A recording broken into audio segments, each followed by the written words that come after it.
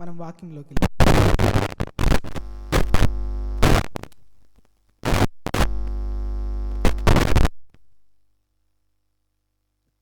మహాగణుడ, మహోన్నతుడ, కృప కలిగిన దేవ, జీవము కలిగిన తండ్రి, కృపా సత్య సంపూర్ణుడవైన నా ప్రభు, మరి నాయన మరి నూతన సంవత్సరములో మరి మొదటి యవనస్తుల కూడికనైనా మరి ఈ సమయమందు మీరు నాకు దయచేసిన సమయమును బట్టి మీకు కృతజ్ఞతలు చెల్లించుకుంటున్నాం. నా దేవ, మరి ఏదైతే మీరు మాట్లాడదలిచి ఉన్నారో మరి ముఖాముఖిగా మరి దర్శించి మరి మాట్లాడమని కోరుచున్నాం. మరి ముఖ్యముగా నన్ను నీ శిలో చోటన మరుగు చేసుకోండి. మరి మీ చేతి పనిముట్టుగా నన్ను వాడుకోమని ప్రార్థిస్తున్నాం. నా దేవ, మరి ఈ సమయమందు విత్తబడుచున్న వాక్కు మరి అందరి హృదయాల్లో నీరు కట్టి ఫలించులాగున మీ కృపను వారందరికీ తోడుగా ఉంచి మరి పరిశుద్ధాత్మ దేవ, నీవే వారందరితో ముఖాముఖిగా మాట్లాడమని కోరుచు మా ప్రాణప్రియుడు, మా రక్షకుడైన యేసుక్రీస్తు వారి శ్రేష్టమైన నామంలో కోరుకొనుచున్నాం మా పరమ తండ్రి. ఆమేన్, ఆమేన్. మరి ఈరోజు అంశము తెలుసుకునే ముందు ఒక చిన్న క్వశ్చన్ అడుగుతాను.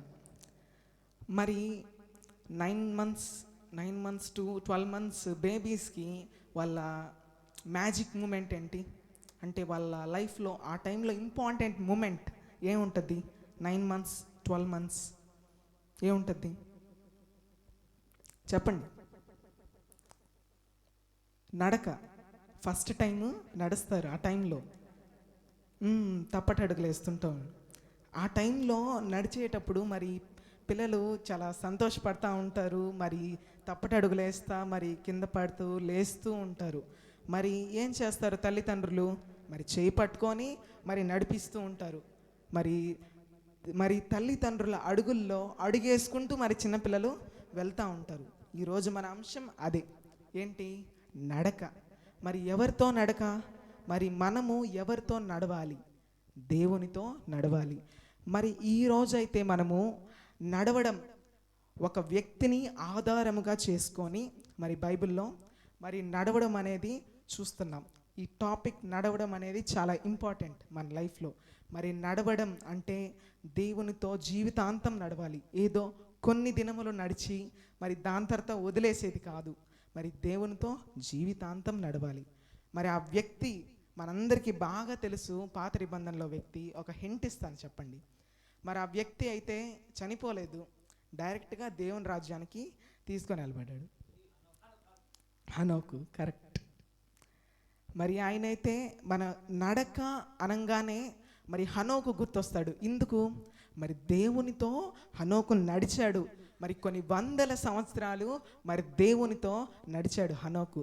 మరి దాని రిఫరెన్స్ చూద్దామా మనం?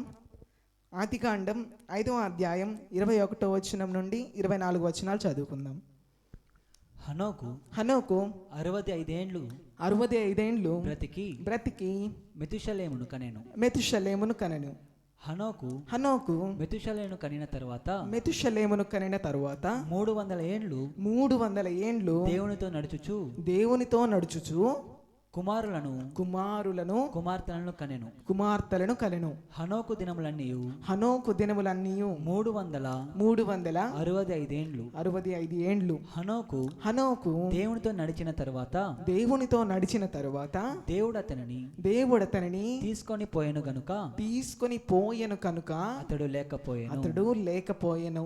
మరి ఇక్కడ చూస్తున్నామండి. మరి 22వ వచనం మళ్ళీ ఇంకోసారి చదువుదాం. హనోకు మెతుషలేమును కనిన తర్వాత 300 ఏండ్లు దేవునితో నడుచుచు కుమారులను కుమార్తెలను కనెను. అక్కడ మనము 300 ఏండ్లు అండర్లైన్ చేసుకోవాలండి. మరి ఎన్నేళ్ళు?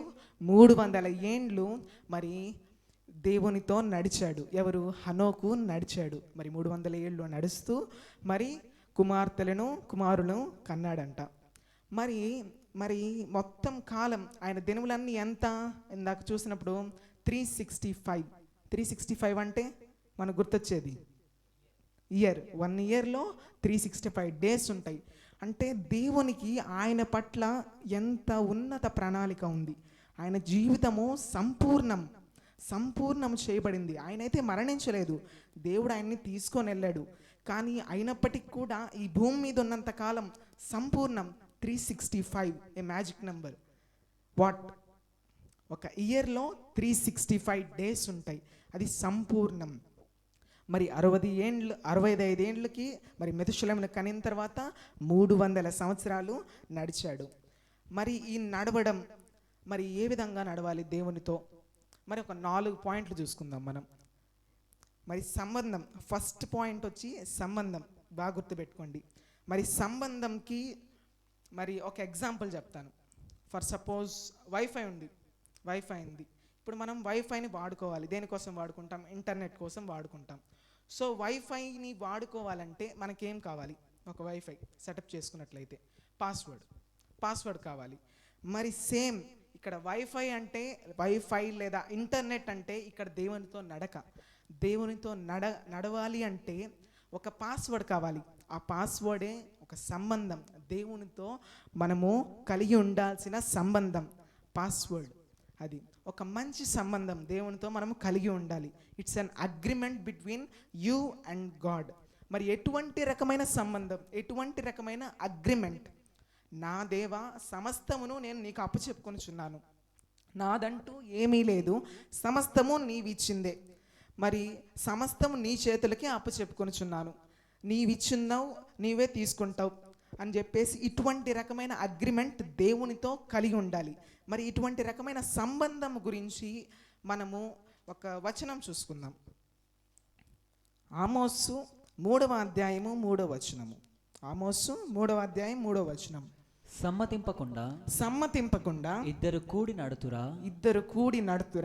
ఎర దొరకక సింహము అడవిలో గర్జించున. మరి అందులో మనం ఫస్ట్ పాయింట్ బాగా చూసుకోవాలండి. సమ్మతింపకుండా ఇద్దరు కూడి నడతురా.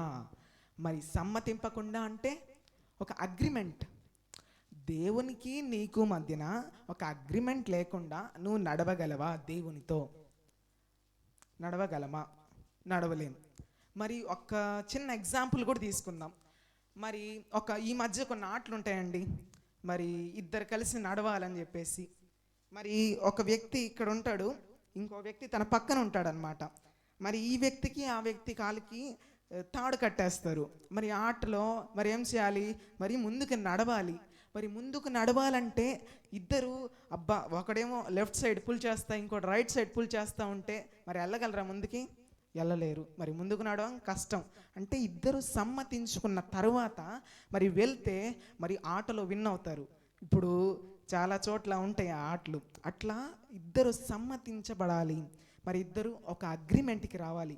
ఇద్దరు నువ్వు అడిగేసిన తర్వాత నేనేస్తా, అటువంటి రకమైన అగ్రిమెంట్ మనం దేవునితో కలిగి ఉండాలి.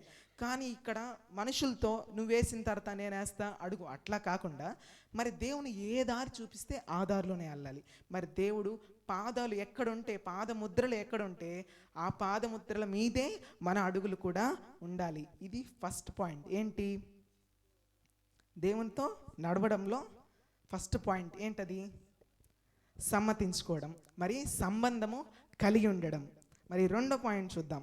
మరి రెండో పాయింట్ వచ్చి విశ్వసనీయత. మరి దేవునితో నడవడంలో మరి ఉండడంలో మరి మనకు కావాల్సిన ముఖ్యమైన ఇంపార్టెంట్ పాయింట్ విశ్వాసం. మరి విశ్వాసంకు సంబంధించిన ఒక వచనం కూడా చూసుకుందాం. హెబ్రీయులకు రాసిన పత్రిక 11వ అధ్యాయము 5-6 వచనాలు.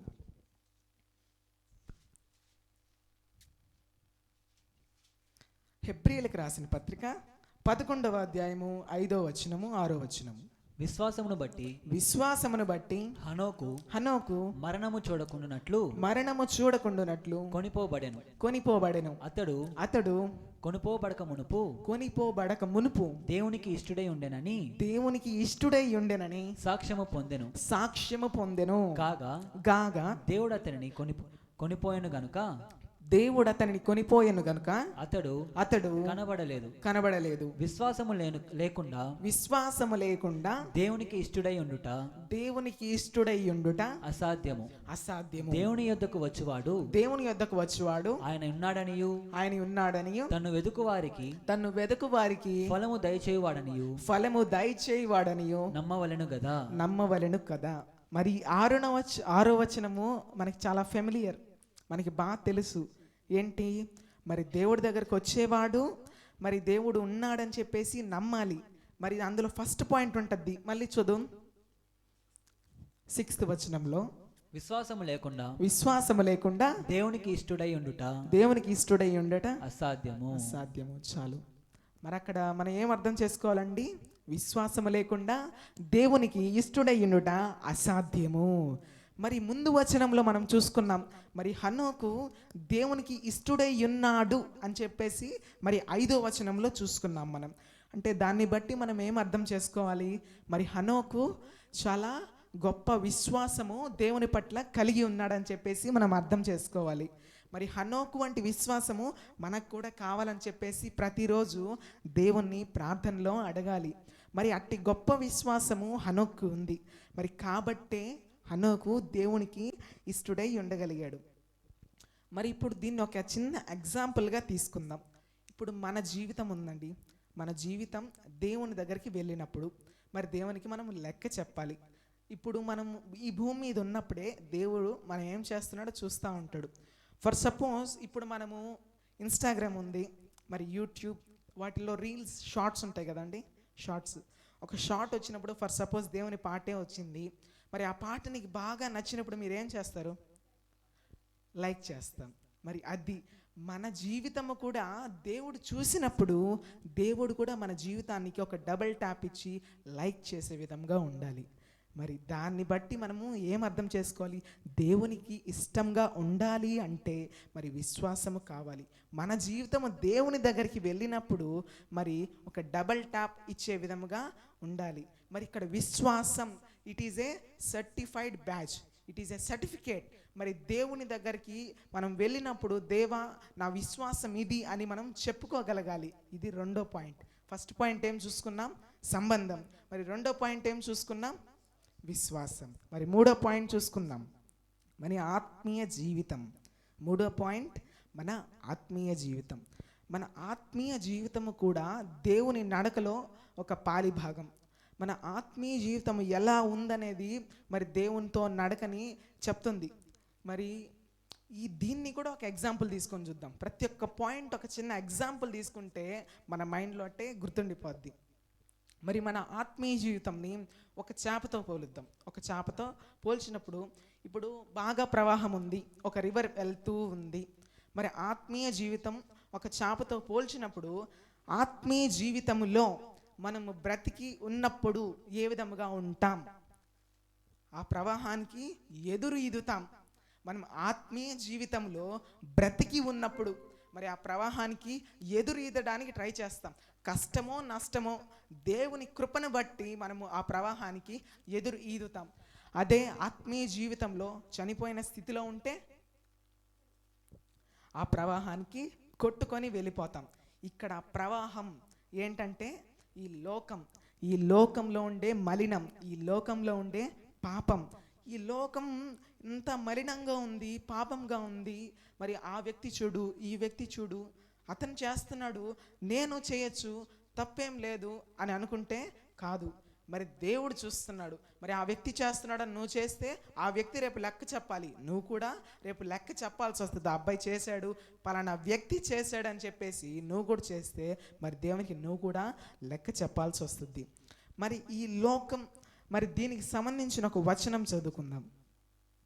రోమీయులకు రాసిన పత్రిక 12వ అధ్యాయము 2వ వచనం. రోమీయులకు రాసిన పత్రిక 12వ అధ్యాయము 2వ వచనం. మీరు ఈ లోక మర్యాదను అనుసరింపక ఉత్తమమును అనుకూలమును సంపూర్ణమై ఉన్న దేవుని చిత్తమేదో పరీక్షించి తెలుసుకొనున్నట్లు మీ మనస్సు మారి నూతన మగుట వలన రూపాంతరము పొందుడి. మరి ఇక్కడ పౌలు గారు ఎంతో చక్కగా చెప్తున్నారండి. మరి ఏం చెప్తున్నారు? ఈ లోక మర్యాదను అనుసరించకుండా, ఈ లోకంలో ఉండే మాలిన్యాన్ని నువ్వు అంటించుకోకుండా, నీ ఆత్మీయ జీవితాన్ని ఒక మరకలాగా ఉండకుండా మరి నువ్వు రూపాంతరము చెందు, మరి లోక మాలిన్యానికి దూరముగా ఉండమని మరి పౌలు గారు చెప్తున్నారు ఎంతో చక్కగా. ఈ మూడో పాయింట్ ఏందండి? ఆత్మీయ జీవితం. మరి ఫస్ట్ పాయింట్ సంబంధం, రెండో పాయింట్ విశ్వాసం, మూడో పాయింట్ ఆత్మీయ జీవితం. మరి లాస్ట్ పాయింట్ చూసుకుందాం, మన బాధ్యత. మన బాధ్యత మరి దేవునితో నడుస్తున్నావు, ఓకే. మరి దేవుని మనకు అప్పచెప్పిన పని ఏంటి? దేవుడు మనకు అప్పచెప్పిన పని, ఆయన పని చేయాలి. ఏంటి? ఈ లోకం మొత్తానికి సువార్తను ప్రకటించాలి. మరి దేవుడికి ఎవరు నశించిపోవడం ఇష్టం లేదు. కాబట్టి మనము దేవునితో నడుస్తున్నాం కాబట్టి మరి దేవుడు చెప్పిన పనిని కూడా చెయ్యాలి. దేవుడు ఏం చెప్పాడు? సత్య సువార్తను లోకమంతా ప్రకటించమని చెప్పాడు. మరి అదే మన బాధ్యత, మరి ముఖ్యమైన బాధ్యత. దానికి సంబంధించి కూడా చూసుకుందామండి. యూదా 1వ అధ్యాయము 14-15 వచనాలు. యూదా 1వ అధ్యాయము 14-15 వచనాలు. ఆదాము మొదలుకొని 7వ వాడైన హనోకు కూడా వీరిని గూర్చి ప్రవచించి ఇట్లా నేను ఇదిగో అందరికిని తీర్పు తీర్చుటకును వారిలో భక్తిహీనులందరూ భక్తిహీనముగా చేసిన వారి భక్తిహీన క్రియలన్నిటిని గూర్చి భక్తిహీనులైన పాపులు తనకు విరోధముగా చెప్పిన కఠినమైన మాటలన్నిటిని గూర్చి వారిని ఒప్పించుటకును ప్రభు తన వేవేల పరిశుద్ధుల పరివారముతో వచ్చెను. మరి ఈ విషయం మనకు అందరికీ తెలుసండి. ఏంటి?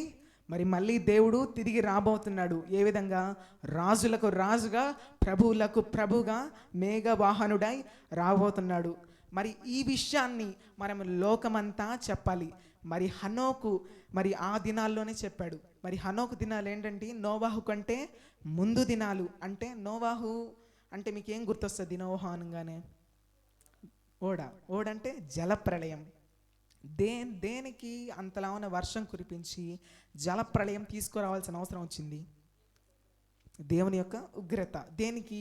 లోకమంతా పాపం ఎక్కువైపోయిందని చెప్పేసి. అంటే దాన్ని బట్టి అర్థం చేసుకోవచ్చు. అంటే హనోకు దినాల్లో విపరీతముగా లోకమంతా పాపమంతా విస్తరించింది. మరి అటువంటి కఠిన దినాల్లో కూడా మరి హనోకు ఏం చేశాడు? మరి ప్రవచించి మరి చెప్పాడు. మరి రాజులకు రాజుగా, ప్రభువులకు ప్రభుగా దేవుడు రాబోతున్నాడు.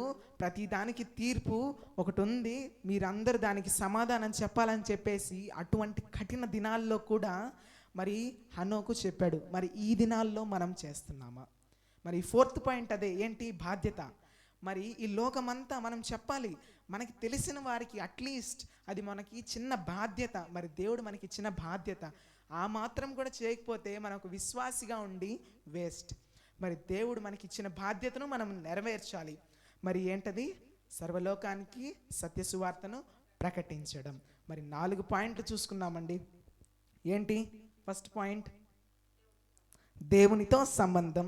మరి 2వ పాయింట్ విశ్వసనీయత. మరి 3వ పాయింట్ ఆత్మీయ జీవితం. మరి 4వ పాయింట్ బాధ్యత. మరి 4 పాయింట్లు బాగా అర్థమయ్యాయా? బాగా అర్థమయ్యాయి.